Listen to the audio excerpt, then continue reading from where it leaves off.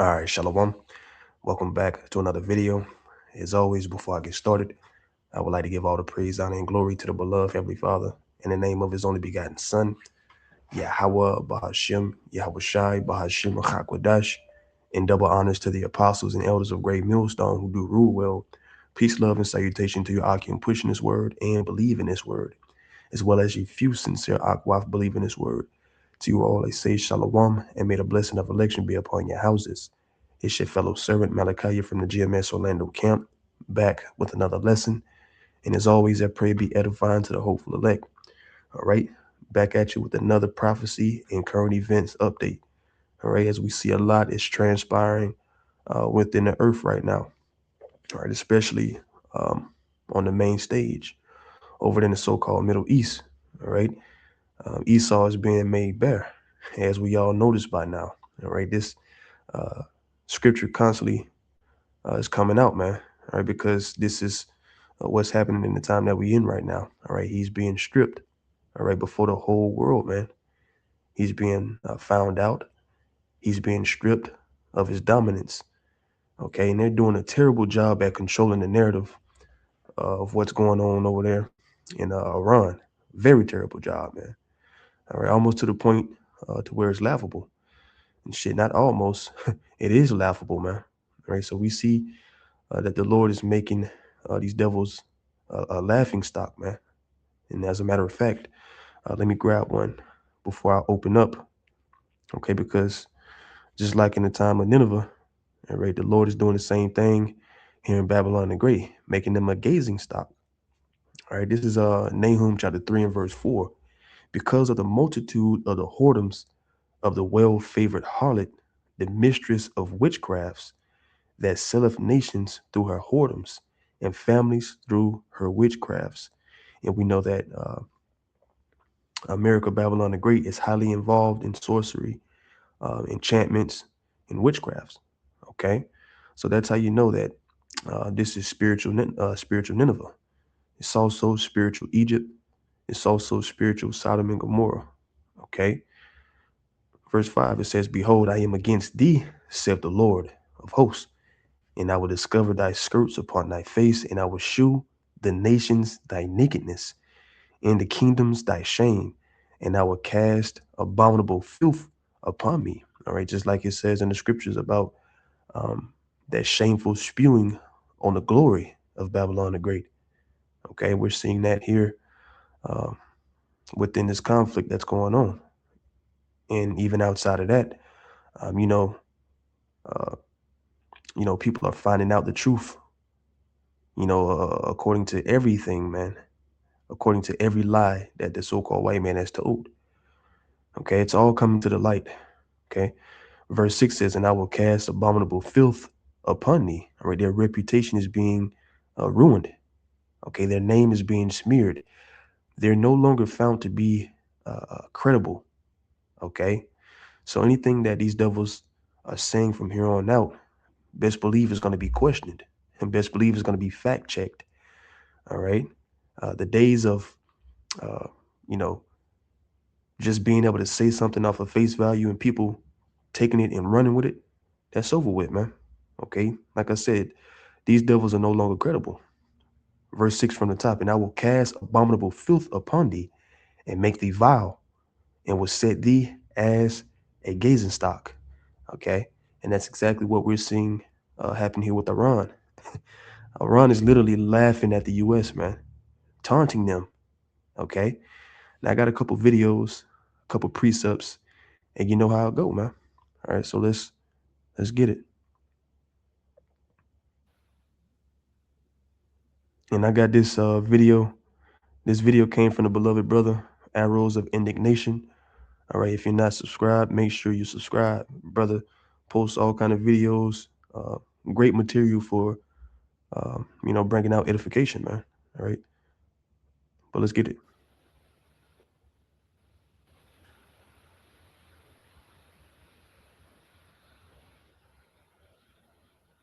Shall we begin? Iran is not interested in negotiating with Trump or the U.S. regime. Iran is going to punish the United States, and we are in the process of doing it. This regime in Washington has tried to cross a bridge that's a bridge too far. And they're messing with the wrong country. We're not Venezuela, we're not Iraq, we're not Libya, we're not Afghanistan, and we're not Syria. This is the Islamic Republic of Iran, and we will make sure that the United States regrets the aggression against the Iranian people and the slaughter of Washington. All right, so right out the bat, you see that smirk on his face. All right. He in that spirit of, y'all motherfuckers got the right ones, man. Okay, so Iran knows that they have the upper hand on the U.S. They can see how the U.S. is scrambling and scraping, trying to get other nations involved. All right, they're basically showing their hands, but you can't count on the Western media to report on these things. That's why you got to dig, man, and you got to be tuned in with these different outlets, man. Okay, but I'm gonna keep playing the video. Cross a bridge that's a bridge too far. And they're messing with the wrong country. We're not Venezuela, we're not Iraq, we're not Libya, we're not Afghanistan, and we're not Syria. This is the Islamic Republic of Iran, and we will make sure that the United States regrets the aggression against the Iranian people and the slaughter of children and the slaughter of innocent civilians and the murder of the leader. These are crimes against humanity, and the United States and its allies have imposed the law of the jungle upon the world, and they will come to regret it. But Iran is not a military superpower either, and we're seeing the vast majority of drones and missiles being shot down by air defenses. I mean, surely Iran cannot win a military war and therefore has to go for some other kind of strategy. See, he over there smirking like, you got us fucked up. All right, and excuse my language, but this is the raw, uncut truth, man. If you don't like it, change the channel. Okay, but these Iranians are in that spirit of fuck around and find out. They in that FAFO spirit, and it's beautiful, man, because America Babylon the Great has been walking around, being this big bully for so long. All right, it's always a good thing to see justice being served. All right, it's always a good thing to see that bully get his ass kicked. Okay, let's get the rest of this. A military war, and therefore has to go for some other kind of strategy in coming to a settlement. Iran will defeat the United States. Time will tell. And our drones that are being fired are very old drones. Our missiles that are being fired are very old missiles. They're very inexpensive. And Americans are using up very expensive air defense systems. The Iranians know exactly what they're doing. You see that? Strategy 101. All right, and as the big bro Naoya in the GMS Orlando camp, he says it often. This is often the idea of certain of these nations. Okay, the little shit that they doing, they just emptying out their old inventory, man.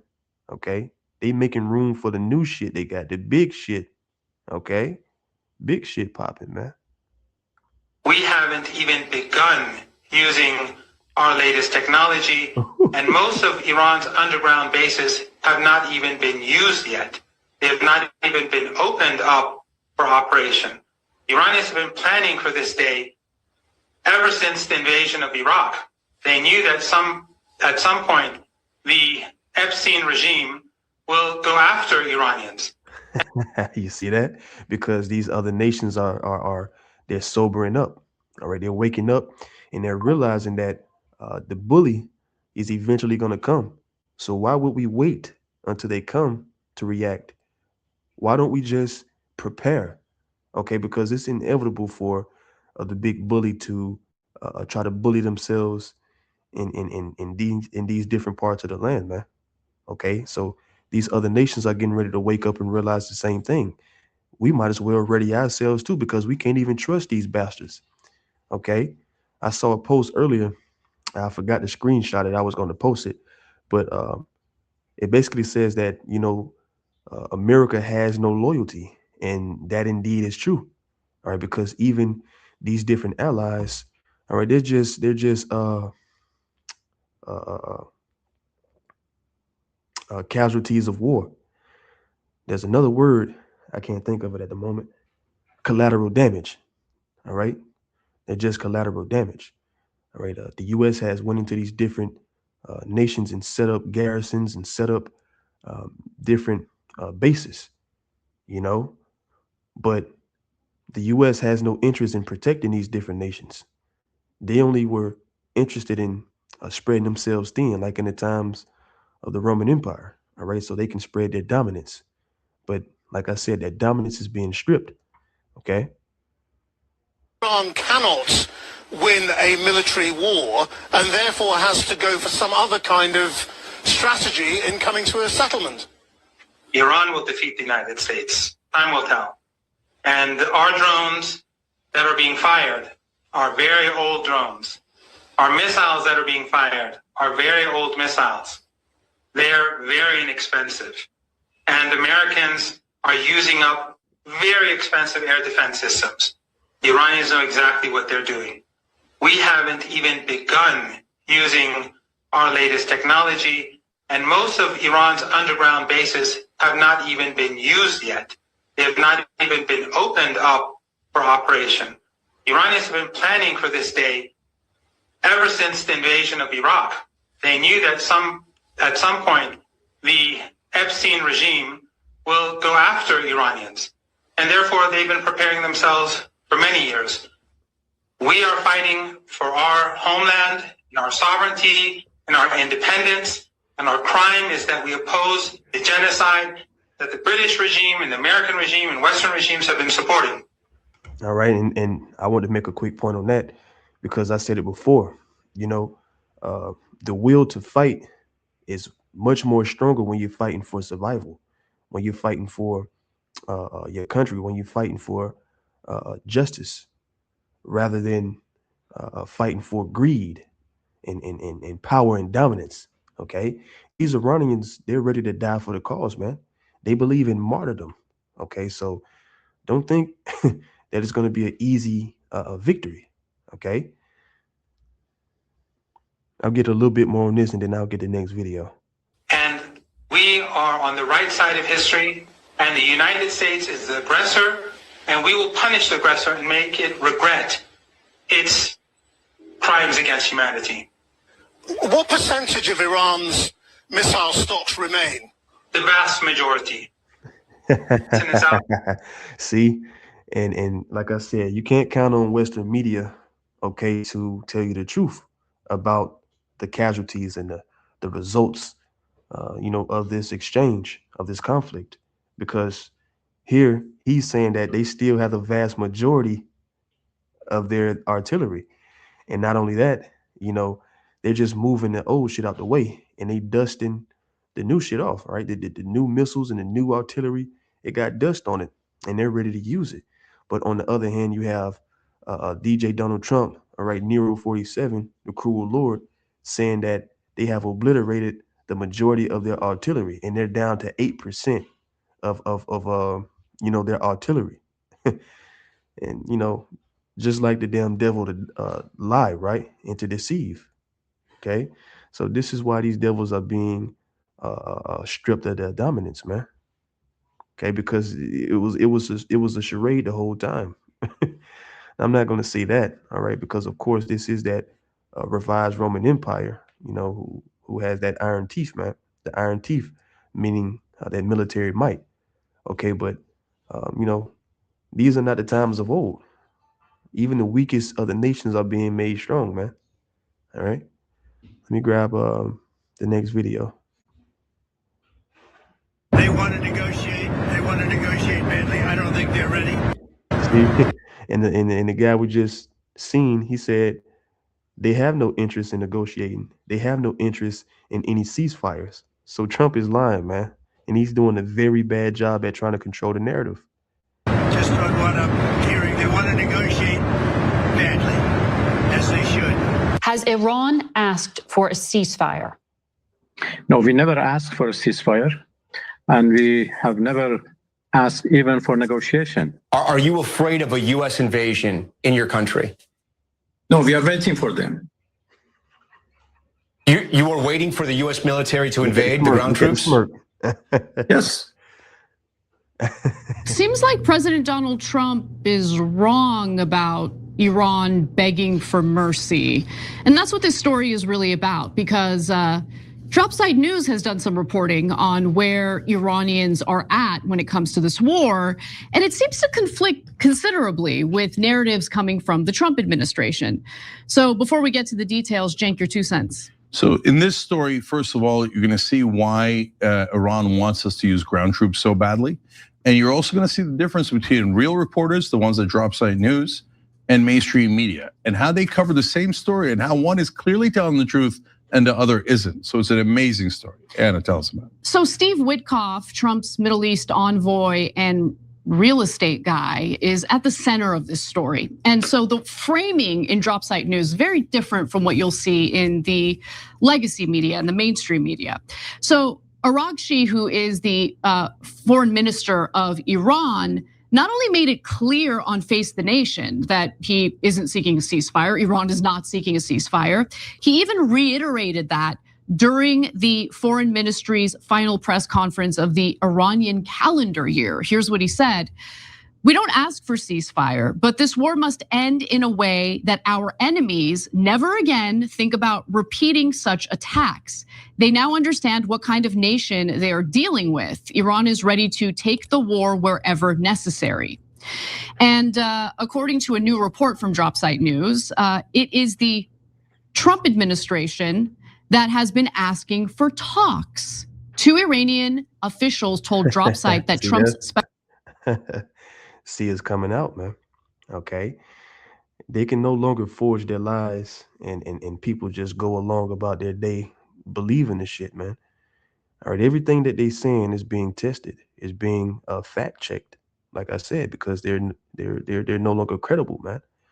All right, so here you have Trump saying that they're begging for a ceasefire, and he's pushing the narrative that the U.S. is putting belt to ass when in actuality, all right, the belt is being put on them, all right, in the tiny tops, all right, which are the ones who are at the forefront of this conflict. Okay, let's not forget about that. All right. Special envoy Steve Witkoff personally sent messages to officials in Tehran, including Foreign Minister Abbas Araghchi, last week exploring possibilities for resuming negotiations. Remember, the US and Israel is running low on missile interceptors. Iran knows that. They further write over at Dropsite that Iran has not replied to Witkoff. The Iranian officials told Dropsite that Iran has also received messages from the White House via third countries. In fact, a senior Iranian official spoke to Dropsite, telling them that because of decisions made by Iran's top authorities, no response was sent to his messages. They left that nigga on red. Okay, they left him on red, man. Because how you gonna throw a rock and then hide your hand? Y'all don't blew up that school, unalived 160 children, okay, which I believe was a sacrifice to that guy Baal. You see, the former leader of Iran, okay, was taken out. The son's wife, the children, the grandkids. All kind of casualties have been caused by the hand of these devils. And here they are trying to withdraw their hand from the conflict. All right. No, you gotta ride that horse, man. All right. You get on that horse, you gotta ride it, man. Let's go here. This is Isaiah chapter 47 and verse 1. "Come down and sit in the dust, O virgin daughter of Babylon. Sit on the ground. There is no throne, O daughter of the Chaldeans. For thou shalt no more be called tender and delicate. Take the millstones and grind meal. Uncover thy locks, make bare the leg, uncover the thigh, pass over the rivers. Thy nakedness shall be uncovered, yea, thy shame shall be seen.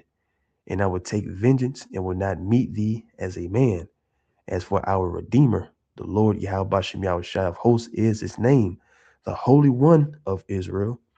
Sit thou silent and get thee into darkness, O daughter of the Chaldeans, for thou shalt no more be called the Lady of Kingdoms. Like I said, Esau is being made bare, right, and their dominance is being stripped right away from them, and the whole world is witnessing this, man. Okay, let's get a little bit more on this video right here. The message here is clear. Iran has once again closed the window for any direct negotiations. The authority to declare a ceasefire rests solely with the country's supreme leader. It's not something the foreign minister or any other official or organization in Iran would send messages about to a foreign party. Now, why would they want a ceasefire when you consider the fact that the new Ayatollah the old Ayatollah was murdered, as we all know. The new Ayatollah has lost several of his family members. Mojtaba is his name. And that includes his wife, his son, his sister, his brother-in-law, obviously his father. His mother also died. Right. So if you damn raise up and you eliminate this man's whole immediate family, what makes you think that he's interested in a ceasefire or a peace treaty or any kind of agreement of any sort, man? Okay, blood has to be shed, an eye for an eye, a tooth for a tooth. All right, in this sense. Of her wounds, and the opening salvo by the United States in Iran was to slaughter hundreds of elementary school girls at an elementary school in Manab. Yep. Okay, 175 people total died as a result, and so, as you can imagine, he's not really interested in a ceasefire. According to foreign ministry spokesman, spokesperson, he says Iran entered the negotiations with open eyes. He said, accusing Washington of ultimately undermining diplomacy. Tehran had engaged in talks in part to demonstrate to the international community that it was not responsible for the conflict, he added. Now, less than an hour after Dropsite News published their piece, Israeli insider Barak Ravid tried to spin this as something entirely different. So what did his reporting say? And that's enough on that. You can go and watch that. This is the Young Turks, and they do a good job at going in on the hypocrisy, all right, of the government. I was watching them before I even came into the truth. All right, so it's a beautiful thing that they still going in and shit, even going harder than they were before, right, on these matters, these different topics about the hypocrisy that goes on in here in Babylon the Great. All right, but anyway, like I said, Babylon the Great is being put to shame. All right, it speaks about that in the book of Habakkuk, about that shame being spewed upon their glory. Okay, let's go to Habakkuk chapter 2 and start at verse 15. Woe unto him that giveth his neighbor drink, that puttest thy bottle to him, and makest him drunken also, that thou mayest look on their nakedness. And that goes into them taking advantage of them, man. All right. We know that the nations have drunken the wine of Babylon and have become drunk. All right. But in the times that we're in right now, the nations are sobering up and realizing that Babylon have been taking advantage of them in every way. Okay. For instance, I'm gonna make an example. All right. The U.S. will do business with a nation when it comes to resources and whatever. All right. And by bribery and smooth words, the U.S. will convince whoever they're doing business with to allow them to set up garrisons or bases or whatever it may be in that land. Okay. Then the U.S. will promise them a long-term deal of peace and prosperity, when in actuality, the U.S. is intentionally spreading themselves thin. All right. With the purpose of having influence and dominance in that certain region. Okay.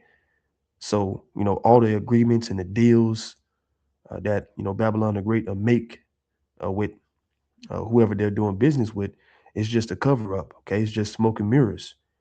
They're just hiding, their greed for dominance, so to speak. They hiding their true intentions. Okay, so this is how Babylon the Great have, maintained its dominance by spreading itself thin and making these different agreements and these different pacts with these different nations. When in actuality, it's for the beneficial aspect of themselves, man. It's to benefit themselves. Okay, that's why you see America, Babylon the Great, turning its back on their allies and using all of their defense to prioritize the tiny tops, man. And these other nations are realizing this. Okay, but this is verse 16. It says, "Thou art filled with shameful glory. Drink thou also, and let thy foreskin be uncovered. The cup of the Lord's right hand shall be turned unto thee, and shameful spewing shall be on thy glory." Okay, because Babylon the Great was once seen and once known worldwide for its dominance, man. All right. But now the other nations are being made strong. It's kind of like that saying, hey, they didn't stop making guns when they made yours. Okay. They didn't stop making missiles once America, Babylon the Great acquired their missiles. So, like I said, now even the weak nations are becoming strong, not only because of them obtaining the weapons of mass destruction and these different missiles and the artillery or whatever, but sooner than later, they're going to band together. All right. They're going to come and make an alliance with the enemies of America, man. All right. That's how they're going to become strong through their alliances. Okay. So, like I said, America, it once had that power, but it's becoming weak, and the whole world is watching. Let's go here. This is Jeremiah 50. And let's go down to verse 22. All right. A sound of battle is in the land, and a great and of great destruction. How is the hammer of the whole earth cut asunder and broken? How is Babylon become a desolation among the nations? Right? Because Babylon the Great has almost fulfilled its time. All right. Uh, uh, every rule, excuse me, every kingdom had a certain time to rule. Okay. And the time for Babylon the Great is at an end. Verse 24, I have laid a snare for thee, and thou art also taken, O Babylon, and thou was not aware. Thou art found and also caught, because thou have striven against the Lord. Now the Lord is going to put the spirit in these different nations to fulfill his will. That's why we see the things like this playing out the way that they're playing out. Now we know that it's not going to go full time. All right. There might be a drawback. There might be a ceasefire. Okay. But best believe the play has already been set in the spirit, man. Okay, we're waiting for the MOTB to be ushered in. All right, so the nations could go back to sending missiles towards each other, man. All right, this is verse 25. It says, "The Lord hath opened his armory and have brought forth the weapons of his indignation. For this is the work of the Lord power of hosts in the land of the Chaldeans." Okay, this is the will of the Heavenly Father, that all of these things shall be fulfilled, man. Okay, for judgment's sake, for the sake of a new heaven and a new earth, all these things have to be fulfilled. Okay, I'm gonna grab one more, and I'm gonna close out with this and take my ass to bed, man. This is Second Esdras chapter 15 and verse 26. It says, "For the Lord knoweth all them that sin against him, and therefore delivereth he them unto death and destruction." All right, because the pride and nine heart have deceived them.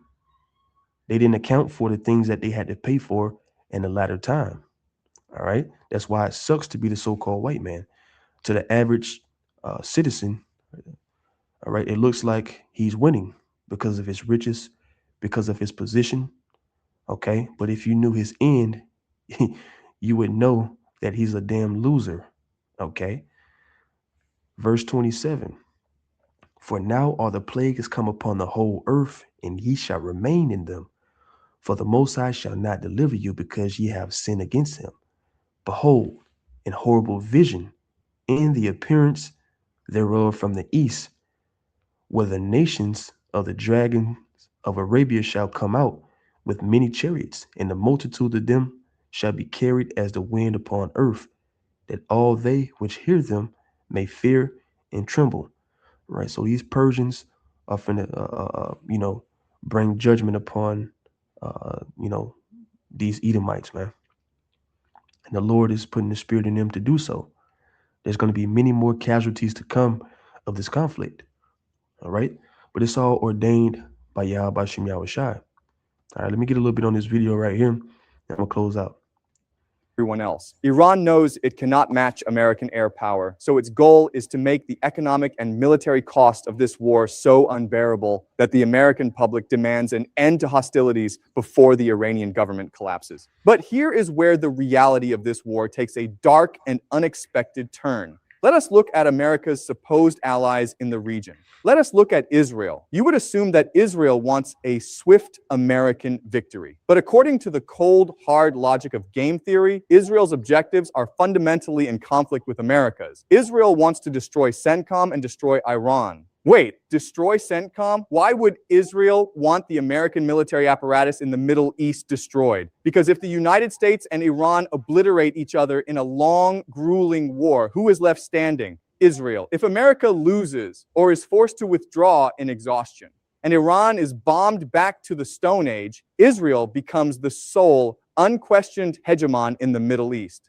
Furthermore, Israel wants the Gulf Cooperation Council, primarily Saudi Arabia, weakened or destroyed. Once Saudi Arabia is marginalized, all its resources and influence evaporate, paving the way for what geopolitical analysts call the Greater Israel Project. Israel does not want America to win quickly. Israel wants the United States dragged into a massive bleeding ground war that destroys America's political will to ever intervene in the Middle East again. You see that? So all odds are stacked against Babylon the Great, man.